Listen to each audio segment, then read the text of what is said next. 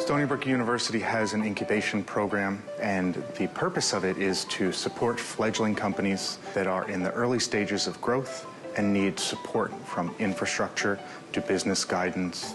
The particular incubator we're in today, the Calverton Incubator, has a commercial food kitchen for food product companies. There is a desire for local food, for natural products, for organic products, for fresh products, not just produce. And that has shifted this market interest to smaller companies, because that's where innovation tends to come from the small companies that disrupt the status quo. And we're trying to create an infrastructure to support those companies and increase the rate of innovation in the food industry. When I first learned about Peconic Escargot and what they were bringing to the market, I was stunned to find out that they were the only producer in the United States that could deliver fresh escargot to restaurants and food companies. I had no idea that there was that limitation, that any escargot I had eaten to date came out of a can. And I think that's quite a novel value and creates a very nice opportunity for them in the market.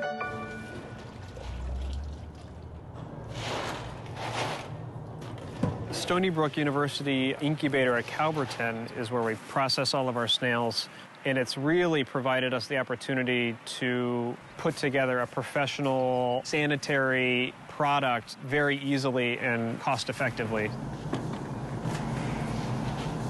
I'm standing here with Taylor and Kate while they're processing their snails. They're sorting out which ones have very firm shells and which are brittle. And they're actually going to go through 7,000 snails today. They'll be here for many hours. And so some chefs want just the body, and some chefs want the snail in the shell. Is that why you're separating these out? Yeah, exactly. So there's an old school technique of maybe braising the snail in the shell. They're great that way, but they do involve a little labor for the customer because you have to pick them out. And they're not the easiest thing to pick out of a shell. So if you're looking for an easy eating experience for your customer, out of the shell would be the way to go. And then, you know, you could put them over a risotto or pasta or pizza, and they're ready to eat. So we have a lot of chefs that take them that way, but some prefer them in the shell. Well, and so I'm really excited to chat with some of the chefs who are using these snails, because you just don't see escargot on menus other than drowning in butter and garlic. There's a classic preparation, and then that seems like it. Yeah, we're hoping to kind of have a bit of a escargot renaissance and see if we can get some chefs to cook with these in kind of a different light, very creatively, and just see how versatile they are.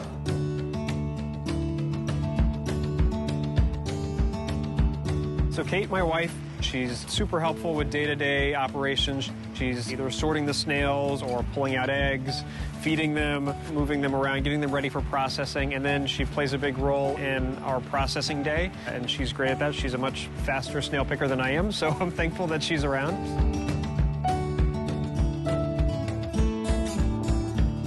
Kate has agreed to teach me how to pick one of these things, and she's promised not to laugh if I screw it up. I promise I won't.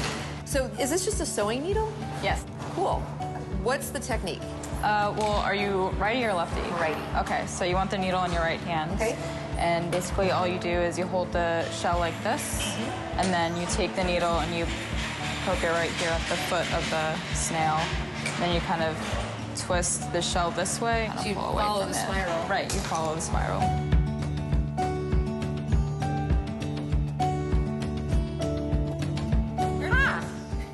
Not bad. All right. Not bad at all. It's fun, actually. I'm sure after doing 7,000, not so fun.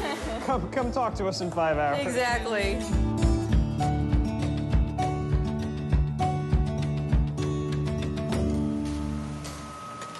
All right, well, I'm going to stand here and help with their 7,000 snails. I'll see you tomorrow.